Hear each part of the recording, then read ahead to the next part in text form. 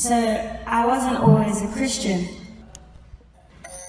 And I went through a period in my life when acting was my God.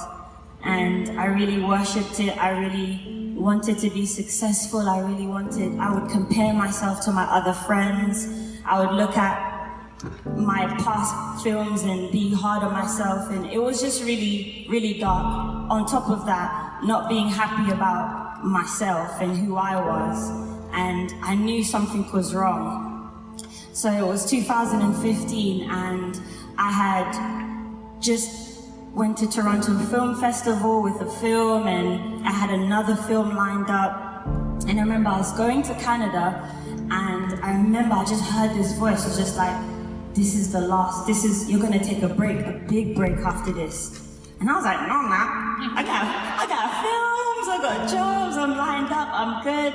But that voice was really true.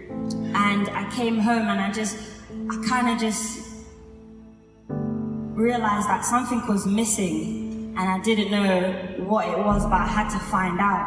And I remember at the time, some of my friends were Christians and I always would hang out with them and I'd see their light.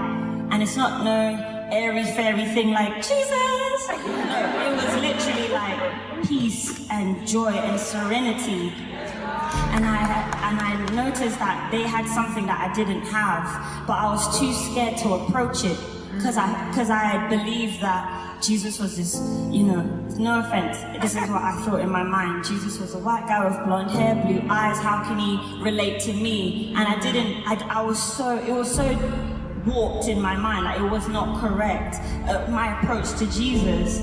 And I remember I just started to seek. And he would just literally line me up with friends. Like my friends would meet me who were Christians and be like, do you want to go Bible study? And they would never ask me this and I'd be like, yes. And I'd be like, why did I say that? I don't even know like what the Bible is. I don't even know what chapter to turn to. I don't even know like how do you do that? And then I just realized that something was missing and I started to seek and Jesus was my last hope.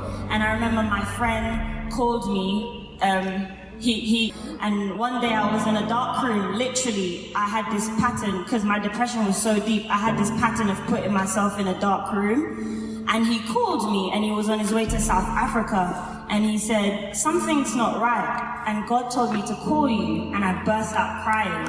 And he was like, yeah, like something's not right, like I don't feel that you're in the right place. And I confessed and I was like, I'm not happy and I don't know what to do. And he said to me, well, there's Jesus.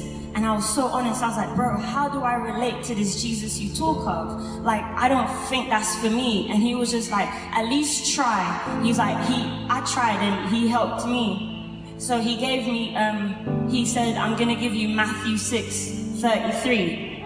And then he said that I should seek first the kingdom and his righteousness. And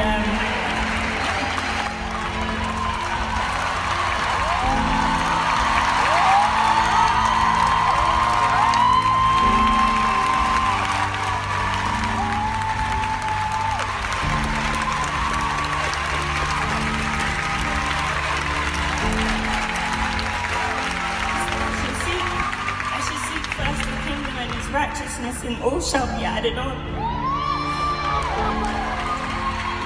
And I took it and I turned off my phone. He went on his flight and I said, Jesus, like if you're real, then show me. And then I stopped acting. I gave it up. I said I never want to do it again. And then I gave my life to him and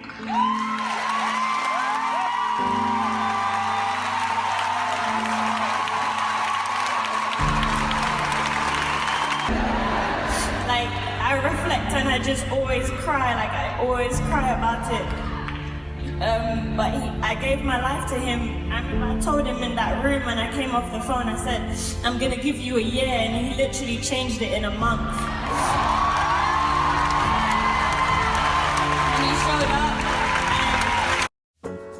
On any weekend, workday or wedding day, healthy-looking skin feels amazing. Eucerin Advanced Repair has more than ceramides. It has natural moisturizing factors, locking in moisture for 48 hours. Eucerin, healthy-looking skin every day.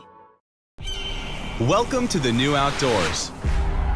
Your adventure out there begins in here. Introducing Public Lands Kennesaw, a new kind of outdoor store that empowers everyone to get outside with the latest gear, services, and workshops. Whether you're a seasoned pro or just beginning your journey into the outdoors, Public Lands invites you to gear up and get out there. I had all of these amazing encounters and I gave my life to him, and I remember the night I gave my life to him, I literally felt like whatever spirits, like darkness was leaving me, and he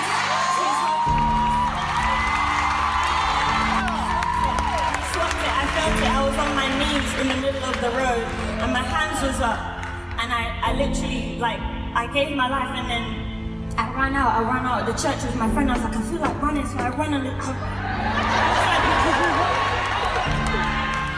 literally, this thing just lifted up, and I literally screamed, and I felt this other thing, Holy Spirit.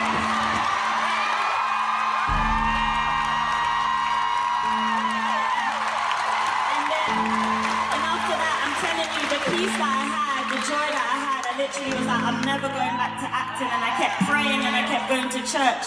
And then one day in January, he was just like, I want you to go back. I was praying in my room. And he's like, I want you to go back. And I said, I don't want to go back because I don't want to be, when Moses said, if you're not going, I don't want to go. So I was like, if you're not going to go, I'm not going. And he said that I can trust you now.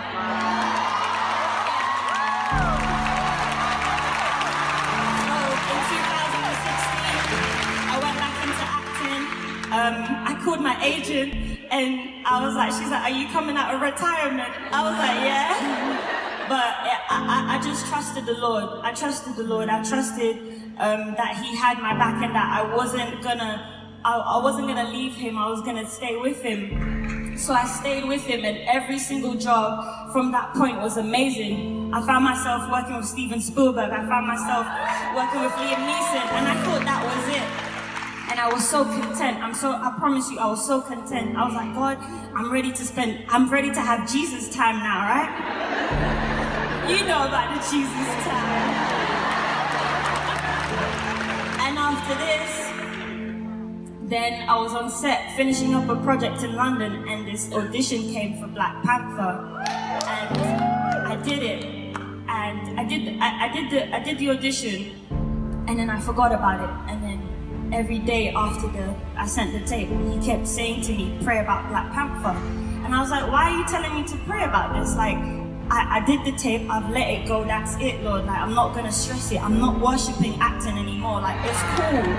But he was just like, pray about it, please. And I was just like, and he was like, pray about it. And I prayed about it. I was like, all right, Lord, I give Black Panther to you. I keep giving it to you, Lord. And then one day in prayer, he revealed to me what he wanted to do, and he said, I'm going to give you the role. And I said, Lord, I've not heard anything, no one's called me back. He was just like, I'm going to give you a couple signs. He said, someone's going to call you to go to LA.